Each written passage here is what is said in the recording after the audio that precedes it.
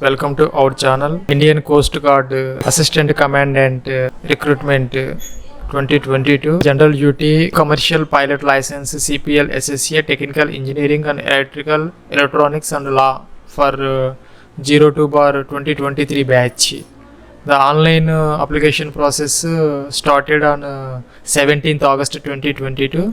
The last date for apply online is 7th September 2022 by 5:30 PM. దీనికి సంబంధించి vacancy general duty జీడీ and CPL SSC 50 vacancies అయితే ఉన్నాయి. ఇంకా technical engineering and technical electrical సంబంధించి 20 అయితే ఉన్నాయి. ఇంకా లా సంబంధించి ఒకటి, టోటల్గా 71 వేకెన్సీస్ అయితే ఉన్నాయి. దీనికి సంబంధించి మనకి ఇక్కడ age and basic eligibility criteria అయితే ఇక్కడ ఉన్నది.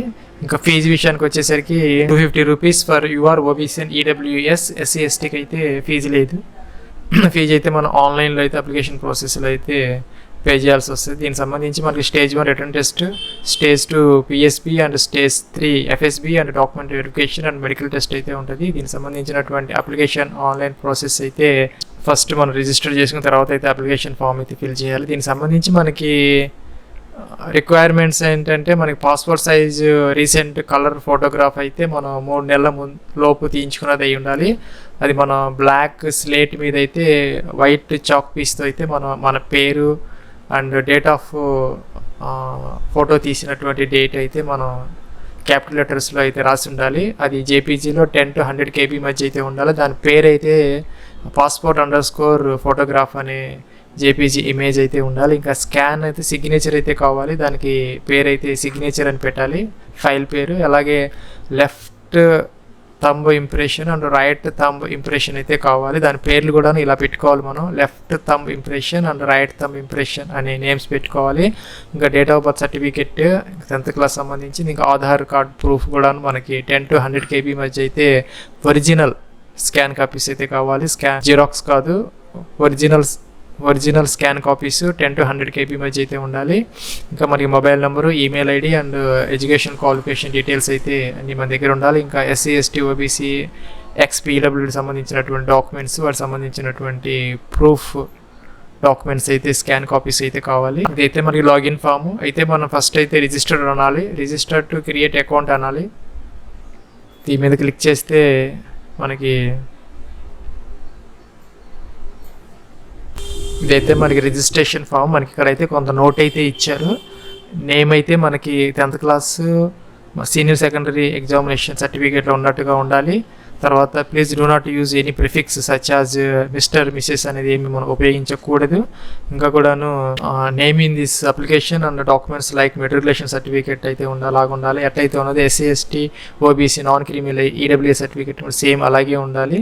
ఇంకా కూడాను ఐడి అయితే మనం ఇచ్చింది అయితే మార్చుకునే అవకాశం అయితే ఉండదు. కాబట్టి అన్నీ కూడా జాగ్రత్తగా పర్ఫెక్ట్గా అయితే మనం ఎంటర్ చేసుకోవాలి. ఈ నేము, ఈ ఫాదర్స్ నేమ్, మదర్స్ నేమ్ అన్నీ కూడా మన 10th క్లాస్ సర్టిఫికేట్ దగ్గర పెట్టుకొని తప్పు లేకుండా అయితే మనం ఎంటర్ చేయాలి. ఇక్కడైతే నేమ్ ఎంటర్ చేయాలి, ఇక్కడైతే ఫాదర్స్ నేమ్ ఎంటర్ చేయాలి మీది, అలాగే మీ యొక్క మదర్స్ నేమ్ ఎంటర్ చేయాలి. ఇంకా నేషనాలిటీ ఇండియన్ సెలెక్ట్ చేసుకోవాలి, జెండర్ మేలా ఫీమేలా సెలెక్ట్ చేసుకోవాలి. ఇక్కడ వర్కింగ్ ఈమెయిల్ ఐడి అయితే ఇవ్వాలి, యాక్టివ్లో ఉన్నది. సెకండ్ టైం కన్ఫర్మ్ చేయాలి. అలాగే మొబైల్ నెంబర్ అయితే ఇవ్వాలి 10 digit. అలాగే ఇక్కడ మనం జనరేట్ ఓటీపీ అంటే మనకి ఓటీపీ వస్తుంది మొబైల్ నెంబర్, దాన్ని అయితే మనం వ్యాలిడేట్ చేయాలి. ఇంకా మనం ఓటీపీ ఆన్ ఈమెయిల్ ఐడికి వస్తుంది, అది అయితే మనం వ్యాలిడేట్ చేయాలి.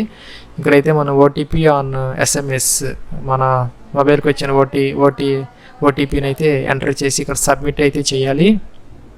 ఇలా అయితే వచ్చింది.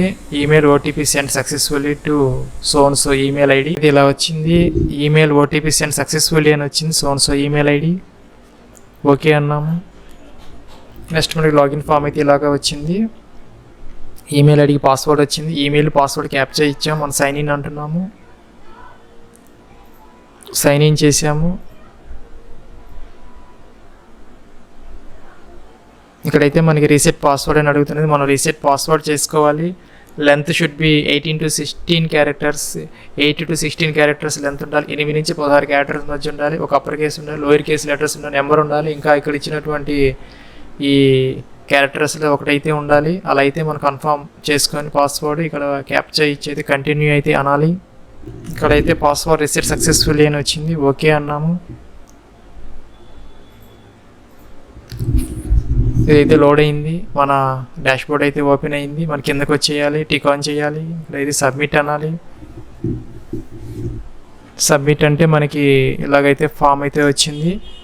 ఇక్కడ మన నేమ్ అవన్నీ ఆటోమేటిక్గా ఇచ్చాం కాబట్టి ఆటోమేటిక్గా వచ్చాయి. ఇక్కడికి వచ్చేసేయాలి. మన మ్యారీడే అన్మ్యారీడే అయితే ఇవ్వాలి. నెక్స్ట్ ఇక్కడైతే సెకండరీ ఈమెయిల్ ఐడి ఉంటే ఇవ్వాలి, అదర్వైజ్ ఇగ్నోర్ చేసుకోవచ్చు. ఇంక ఇక్కడ ఆధార్ నెంబర్ ఉంటే ఇవ్వాలి, ఆప్షనల్. ఇక్కడైతే మనం ఆధారా, డ్రైవింగ్ లైసెన్సా, పాన్ కార్డా, పాస్పోర్టా, ఓటర్ ఐడి అయితే ఇవ్వాలి. ఇక్కడ అది ఇచ్చినటువంటి నెంబర్ అయితే ఇవ్వాలి, దానిని కన్ఫర్మ్ అయితే చేయాలి. ఇక్కడ ఏదైతే ప్రూఫ్ ఇచ్చామో దాని నెంబర్ ఇవ్వాలి, దానిని అయితే కన్ఫర్మ్ చేయాలి. ఇక్కడైతే ఐడెంటిఫికేషన్ మార్క్స్ మన 10th క్లాస్లో ఉన్నటువంటి మోల్స్ అయితే ఇవ్వాలి, 1 and 2, లెఫ్ట్ ఐ అలాగా, లెఫ్ట్ హ్యాండ్ అలాగా. ఇక్కడైతే మన ఎంప్లాయ్మెంట్, మన జాబ్ చేస్తూ ఉంటే ఐసీజీ పర్సనలా, ప్రైవేట్ సెక్టరా, లేకపోతే అన్ఎంప్లాయిడా, అదే సెలెక్ట్ చేసుకోవాలి. ఇక్కడైతే డేట్ ఆఫ్ బర్త్ డీటెయిల్స్ అయితే ఇవ్వాలి. ఇక్కడ క్యాండిడేట్ కేటగిరీ అన్రిజర్వ్డ్ ఏదైతే ఇవ్వాలి దానికి సంబంధించి మనకి ఇక్కడ ఫీజు ఉన్నదా లేదా అని చూపిస్తుంది. ఇక్కడ డేట్ ఆఫ్ బర్త్ అయితే ఎంటర్ చేయాలి. ఇక్కడ proof of date of birth అయితే మన 10th క్లాసా లేకపోతే బర్త్ సర్టిఫికేట్ అని ఇవ్వాలి. ఇక్కడ ఏజ్ రిలాక్సేషన్ కావాలా వద్దా, ఇక్కడ ఫీజు వేవర్ కూడా ఆటోమేటిక్గా అయితే వస్తుంది. ఇక్కడైతే మనం ఐడి ప్రూఫ్ ఆధార్ ఏదైతే అది ఇచ్చామో అదైతే మనం అప్లోడ్ చేయాలి. ఇక్కడైతే మనం డేట్ ఆఫ్ బర్త్ ఏదైతే ఉందో అదైతే మనం ఇక్కడ అప్లోడ్ చేయాలి, సేవ్ అనాలి.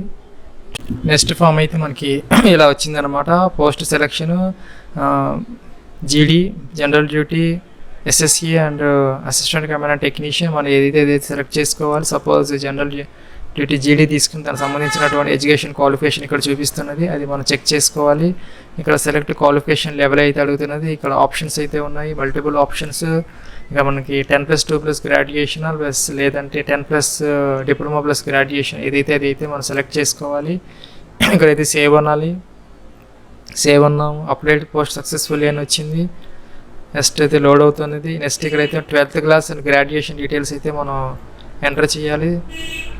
Did you pass intermediate yes అన్నాము. ఇయర్ ఆఫ్ పాసింగ్ అయితే ఇవ్వాలి. ఇక్కడైతే సెలెక్ట్ ఎడ్యుకేషన్ బోర్డు అయితే మనం సెలెక్ట్ చేసుకోవాలి, లేకపోతే లాస్ట్లో అదర్స్ ఉంటుంది.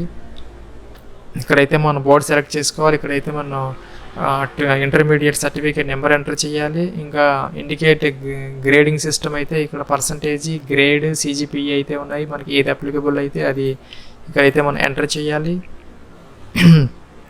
అట్లాగే మనకి ఫిజిక్స్, మ్యాథ్స్కి సంబంధించి ఎన్ని మ్యాక్సిమం మార్క్స్కి ఎన్ని వచ్చినాయి, సపోజ్ 600కి 500 అలాగైతే ఇవ్వాలి.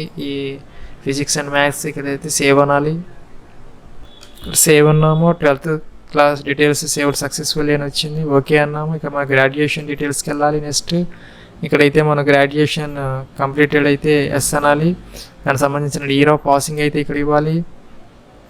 ఇక్కడైతే గ్రాడ్యుయేషన్ బ్యాచులర్ బీఏనా, బీసీఏనా అదైతే ఇవ్వాలి. దానికి సంబంధించిన స్ట్రీమ్ అయితే మనం ఇక్కడ వస్తుంది, మనం అయితే దాన్ని సెలెక్ట్ చేసుకోవాలి.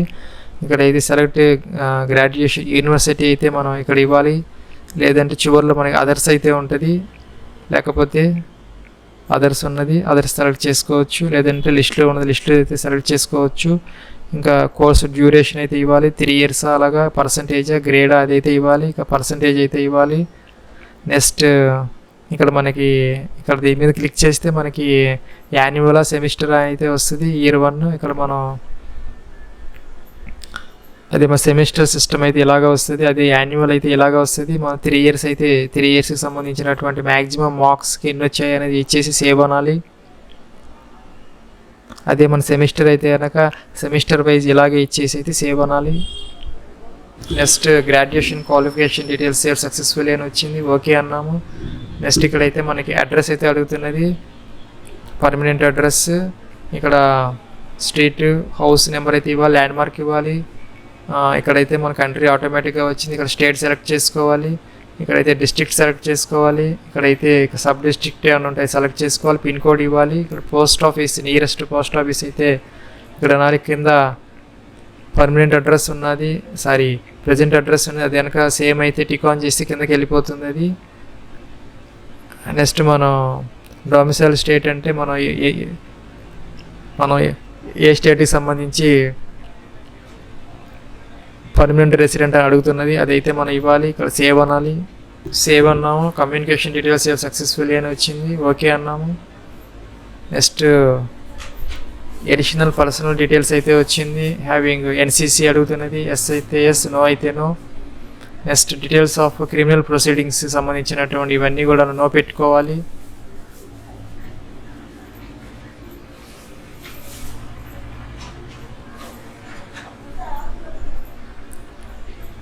నో పెట్టుకున్నాము. ఇక్కడైతే సేవ్ అన్నాము, ఇలా అయితే వచ్చింది.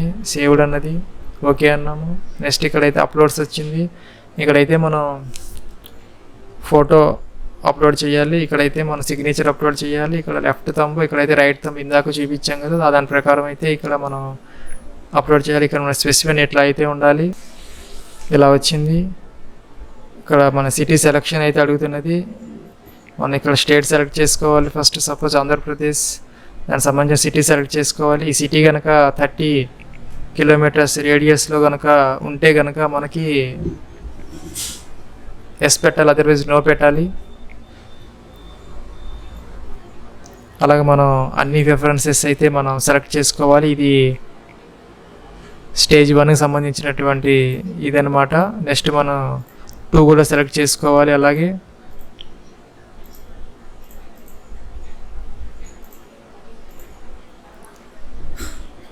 సేవ్ అన్నాము. ఇక్కడ సిటీ ప్రిఫరెన్సెస్ సేవ్ అయ్యాయి. నెక్స్ట్ మనకి ప్రిఫరెన్సెస్ స్టేజ్ 2 అడుగుతున్నది. స్టేజ్ 2 అయితే మనకి సెలెక్ట్ చేసుకోవాలి ఇక్కడ లిస్ట్లో ఉన్నవి. నెక్స్ట్ సేవ్ అన్నాము, ఇలా వచ్చింది. సక్సెస్ఫుల్ అనేది ఓకే అన్నాము. నెక్స్ట్ అయితే ఇక్కడ మనకి ప్రివ్యూ అయితే మొత్తం చూపిస్తా అన్నా చేయాలి. ఇవైతే మనం ఇక్కడ సిటీ అయితే ఎంటర్ చేయాలి. సపోజ్ హైదరాబాద్. ఇవైతే మనం ఇవన్నీ అయితే టిక్ ఆన్ చేసుకోవాలి. డిక్లరేషన్